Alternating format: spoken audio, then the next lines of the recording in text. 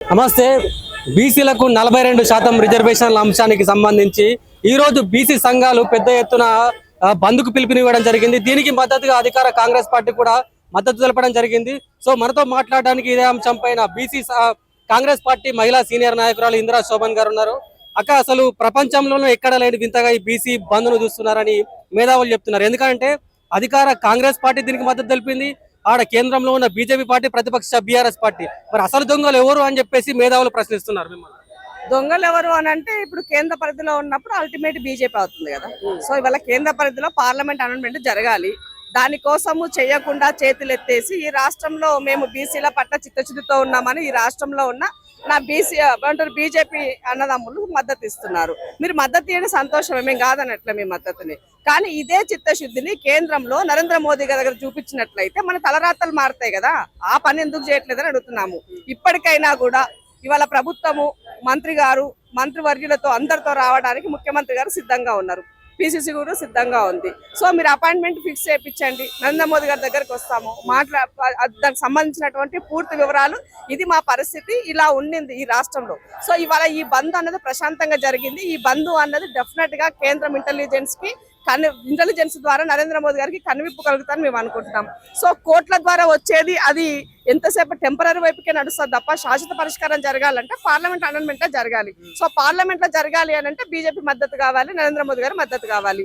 So ఇలా governor వ్యవస్థ, రాష్ట్రపతి వ్యవస్థ సైలెంట్ గా ఉండడం ద్వారా ఇవాళ మనం రాజకీయ కోణంలో దీని ఇన్వాల్వ్మెంట్ జరుగుతుందని చర్చ నడుస్తున్నది. కాబట్టి అలాంటి వాటికి తావునివ్వకుండా జన్యుపరమైనటువంటి అంటే ఇవాళ ఎంతో నియబద్ధత ఉన్నటువంటి సమస్య, జటిలంగా ఉన్నటువంటి ఈ సమస్యను పరిష్కారం జరగాలంటే డెఫినెట్ గా కేంద్ర పరిధిలోనే జరగాలి. గతంలోనే ఇందిరా సహాని కేసులో 50% రిజర్వేషన్లు మించకూడదని చెప్పేసి సుప్రీంకోర్టు తీర్పు ఇచ్చింది. అయినా కూడా మీరు ఏ రకంగా రిజర్వేషన్లు చేసినట్టు, ఏ రకంగా ముందరికి ఏరట్టు కూడా ఒక క్వశ్చన్ రైజ్ అవుతుంది.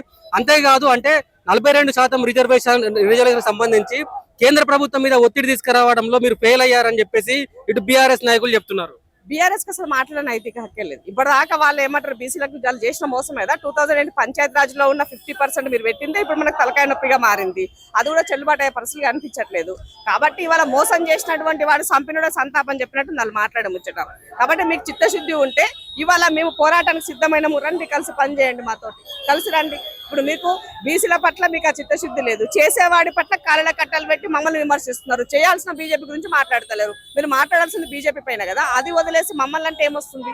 అల్టిమేట్ గా తెలంగాణ రాష్ట్ర ప్రజలకి రిజర్వేషన్ల విషయంలో ఆనాడైనా ఈనాడైనా ఎప్పుడైనా కాంగ్రెస్ చిత్తశుద్ధితో ఉంది. అది ఎస్సీ రిజర్వేషన్ అయినా, ఎస్టీ రిజర్వేషన్ అయినా, బీసీ రిజర్వేషన్ అయినా. సో ఇవాళ రాహుల్ గాంధీ గారు ఇవాళ ప్రథమంగా లేవనెత్తారు కాబట్టి ఇవాళ నరేంద్ర మోదీ గారు కులగణన జనగణన చేస్తామని చెప్పేసి చెప్పడం జరిగింది. అప్పటిదాకా ఊసెత్తారా? బీసీల గురించి మాట్లాడంటే భయపడ్డాయి పార్టీలు, ముందొకటి లోపలొకటి లాగా ఉన్నారు. బట్ ఇవాళ అవుట్ రైట్ గా బీసీల గురించి ఇవాళ కాంగ్రెస్ పార్టీ లైన్ తీసుకుంది కాబట్టి అందరూ మాట్లాడి ఒక చర్చ అన్నది జరుగుతున్నది. ఇవాళ మొన్న 3 ఎమ్మెల్సీలు జరిగితే 3 ఎమ్మెల్సీలు కూడా కింది వర్గాలకే ఇచ్చే పరిస్థితి ఏర్పడిందంటే మరి దీనికి క్రెడిట్ కాంగ్రెస్ పార్టీకి ఉన్నట్టే కదా. కాబట్టి అల్టిమేట్ ఇవాళ క్రెడిట్ కోసం కాకుండా, దేశజాలు కాకుండా మన బిడ్డలకు రావాల్సిన రిజర్వేషన్ల పెంపు కోసము మనం అందరం చిత్తశుద్ధిగా పనిచేయాలి. అది చేయాల్సినటువంటి అవసరం ఉన్నది. ఇవాళ బీసీ జేఏసీ జరిగినటువంటి ఈ బంద్ కాల్ అనేది ప్రశాంతంగా జరిగింది. మేము 4 గంటలకే మన జూబ్లీ బస్ స్టేషన్ ముందు కూర్చొని ఒక్క బస్సు పై అనేది బయటకు రాలేదు. అంటే ఇది ప్రజల నుంచి వచ్చినటువంటి డిమాండ్. కాబట్టి అల్టిమేట్ గా ప్రభుత్వాలు కూడా స్వీకరించాలి, కోర్టులు కూడా స్వీకరించాలి. ఇవాళ 50% ఇందిరా సహాని గురించి మీరు మాట్లాడినప్పుడు రాజ్యాంగంలోనే లేదు కదా 50% అని. ఏ ఆర్టికల్, ఏ జీవో చెప్తున్నదని అడుగుతున్నాము. ఇవాళ అందరం దానికి లోబడే పనిచేయాలి, రాజ్యాంగానికి లోబడే. రాజ్యాంగంలో ముచ్చట తీసుకొచ్చి తమిళనాడులో బీసీలు ఎక్కువ ఉన్నందువలన బీసీలకు 50% కన్నా రిజర్వేషన్లు ఎక్కువనే చేయడానికి తమిళనాడు ప్రభుత్వం గతంలో ఎట్లా పోరాడింది, ఇలా కాంగ్రెస్ ప్రభుత్వం ఎట్లా పోరాడుతుందని అంటున్నారు. ఇప్పుడు మా పోరాట పటిమల్లో ఎవరు శంకించాల్సిన అవసరం లేదు. ఇవాళ మేము ఒక బిల్లు చేసాము, చట్టపరంగా తీసుకోవాల్సిన చర్యలు తీసుకున్నాము. ఇవాళ అన్ని పార్టీల మద్దతు కోరి ఒక చట్టం చేసి పంపించినాము. ఇవాళ మన ముఖ్యమంత్రి గారు రేవంత్ రెడ్డి గారు మంత్రి బృందంతో కలిసి ఢిల్లీలో 3 రోజులు మకాం వేసి ప్రధానమంత్రి గారి యొక్క అపాయింట్మెంట్ ఇప్పటికీ 10 సార్లు అడిగినాం, ఇప్పటివరకు ఇవ్వలేదు. రాష్ట్రపతి అపాయింట్మెంట్ అడిగినాం, ఇప్పటివరకు రాలేదు. ఇవి ఏమి చేయకుండా మీరు రాజకీయాల కుట్రలు బంతో మమ్మల్ని అంటే ఆనాడు పివి నరసింహారావు గారు ఉన్న సందర్భంలో తమిళనాడులో 16% రిజర్వేషన్ 9th షెడ్యూల్ లో చేర్చాము. ఆ 9th షెడ్యూల్ అదే ఇవాళ మనకి చేయాలంటే బాధ్యత ఉన్నది కాబట్టి చేయమని అడుగుతున్నాం. తప్పకుండా కాంగ్రెస్ పార్టీ అయినా ప్రభుత్వం అయినా రెండు కూడా చిత్తశుద్ధితో ఉన్నాయి. 100% 40% రిజర్వేషన్ తోనే ఎన్నికలకు వెళ్తాం కూడా చెప్పడం జరిగింది. త్వరలోనే పిఎస్సి మీటింగ్ కూడా ఉండబోతున్నది. సో ఇవాళ సుప్రీంకోర్టు హైకోర్టు ఇద్దరు కూడా ఆలోచించుకోవాల్సిన అవసరం ఉన్నది.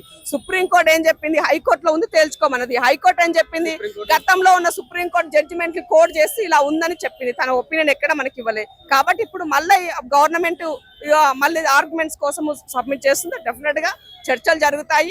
దానికి సంబంధించినటువంటి ట్రిపుల్ టెస్ట్ లో మేము పాస్ అయి ఉన్నాము. ఎంపిరికల్ డేటా ఉన్నది. అది అల్టిమేట్ ఇవాళ ఏ వరకైనా కూడా ఇప్పటికి వచ్చిన జడ్జిమెంట్లు ఏది కూడా ఈ యొక్క ఎంపిరికల్ డేటా లేకుండా జరిగినటువంటి జడ్జిమెంట్స్ ఇవాళ ఎంపిరికల్ డేటాతో ఉన్నటువంటిది. ఇప్పుడు ఇవాళ రాజ్యాంగం ఎవరు రాసినాం, మనుషులే రాశారు, మానవుడే రాశాడు. ఇవాళ దాన్ని అమెండ్మెంట్ ఎవరు చేశారు, మానవుడే చేశాడు. ఎవరి కోసం చేశారు, ఈ మానవుల కోసమే చేశారు కదా. మరి ఇవాళ ఇది అవసరమైనప్పుడు చేయడం కోసం దీంట్లో ఏమున్నది, ఈడబ్ల్యూసీ రిజర్వేషన్ ఏ బేస్ లో చేశారని అడుగుతున్నాను. గ్రామం యూనిట్ గా చేశారా, మండలం యూనిట్ గా చేశారా, జిల్లా యూనిట్ గా చేశారా, రాష్ట్రం యూనిట్ గా చేశారా, లేదంటే దేశం యూనిట్ గా చేశారా, ఏ బేస్ లో చేశారు? 10% ఉన్నటువంటి ప్రజలకి అందులో 4% లేనటువంటి పేదల కోసం ఇచ్చిన ఈడబ్ల్యూసీ రిజర్వేషన్ చెల్లుబాటు ఎట్లయితది? 60% ఉన్నటువంటి పుట్టుకతోనే వాళ్ళు ఒక పేదరికంలో పుట్టినటువంటి సామాజికంగా వెనుకబడ్డటువంటి ఈ వర్గాల కోసం రిజర్వేషన్ వేయడానికి అడ్డంకులు. గతంలో మీరు ఈడబ్ల్యూఎస్ రిజర్వేషన్ అమలు చేసినప్పుడు బీసీలకు సంబంధించి ఒక్కరు కూడా అంటే దానిపై వ్యతిరేకత చేయలేదు. ఇవాళ బీసీలకు 42% కాంగ్రెస్ పార్టీ చిత్తశుద్ధితో 42% రిజర్వేషన్లు ఇస్తానంటే ఎందుకు కుట్రలు జరుగుతున్నాయి? ఇప్పుడు మేము ఒకటే అదే అడుగుతున్నాం. ఈడబ్ల్యూసీ సందర్భంలో అగ్రవర్ణాల్లో ఉన్న పేదలకు కూడా రిజర్వేషన్లు రావాలి, ఆ చిత్తశుద్ధి మాకుంది కాబట్టి కాంగ్రెస్ పార్టీ దాన్ని ఎప్పుడు వ్యతిరేకించలేదు. బట్ ఇవాళ అల్టిమేట్ గా మా ఏమంటారు, మా కంచంలో మట్టి కొడుతున్నారు, మా నోట్లో మట్టి కొడుతున్నారు. కాబట్టి ఇవాళ మేము మళ్ళీ దాని గురించి మాట్లాడాల్సిన అవసరం వస్తుంది. కాబట్టి ఇది సరి అయినది కాదు. ఎవరో ఒక వ్యక్తి వెళ్ళినటువంటి తన మనోభావాలకు ఇచ్చినటువంటి గౌరవము 60% ఉన్న బీసీ బిడ్డల యొక్క ఆత్మగౌరవానికి మా యొక్క దానికి ఎందుకు మీరు వాల్యూ ఇస్తలేరని కోర్టులను కూడా అడగదలుచుకున్నాం ఈ సందర్భంగా. కాబట్టి లేని విషయాలని అల్టిమేట్ గా సుప్రీంకోర్టు ఇది ఉన్నది అని చెప్పి మమ్మల్ని మభ్యపెట్టి మమ్మల్ని మోసం చేసడానికి చేసినట్లయితే ఊరుకునే ప్రసక్తి లేదు. ఎందుకనంటే ఆ ప్లేస్లలో మా బిడ్డలు కూడా లేరు. వాస్తవం చెప్పాలంటే ఇప్పటిదాకా వచ్చిన జడ్జిమెంట్లల్లో బీసీ బిడ్డ కనుక జడ్జిమెంట్ లో ఇచ్చే జడ్జిగా ఉన్నట్లయితే ఈ పరిస్థితి ఉండదు కదా. సో మేము పొలిటికల్ గా ఉన్నాం కాబట్టి కొన్ని విషయాలు ఓపెన్ గా చెప్పాలంటే ఆలోచించే పరిస్థితిలో ఉన్నాము. ఏదేమైనప్పటికీ కూడా అల్టిమేట్ గా ఆ కష్టము నష్టము తెలిసినటువంటి వాడు అడ్మినిస్ట్రేషన్ లో ఉన్నప్పుడు జరుగుతుంది. ఇవాళ రేవంత్ రెడ్డి గారు ఓసీ బిడ్డ అయినప్పటికీ కూడా గ్రౌండ్ స్థాయి నుంచి వచ్చినటువంటి వ్యక్తి, ప్రజల కష్టాలు తెలిసినటువంటి వ్యక్తి, సో గ్రామ స్థాయిలో ఈ యొక్క స్థితిగతులు ఏమనే తెలిసినటువంటి వ్యక్తి. కాబట్టి రాహుల్ గాంధీ గారు చెప్పినటువంటి దానిని తాను శిరసా వహిస్తూ ఇవాళ దాన్ని ఒక చిత్తశుద్ధితో ముందుకు వెళ్తున్నారు. సో అట్లా తెలిసినటువంటి వ్యక్తులు ఉన్నప్పుడు ఏమవుతుందంటే వచ్చే జడ్జిమెంట్స్ కూడా మనకి పాజిటివ్ లైన్ లో ఉంటాయని మనం ఆలోచిస్తాం. కానీ న్యాయస్థానాల్లో ఇలాంటివి ఉండవు అని మాట్లాడతారు. కానీ నేను కూడా అలా ఉండకూడదనే కోరుకుంటున్నాను. అల్టిమేట్ గా నాకు న్యాయం జరగాలని కోరుకుంటున్నాను. నాకు అన్యాయం జరిగినప్పుడు నేను ఇవన్నీ మాట్లాడతాను కదా. నా కడుపు మీద కొడుతూ ఉన్నప్పుడు నా మనుగడ ప్రశ్నార్థకం అవుతున్నప్పుడు డెఫినెట్ గా ప్రశ్నించాల్సిన అవసరం ఉంటుంది.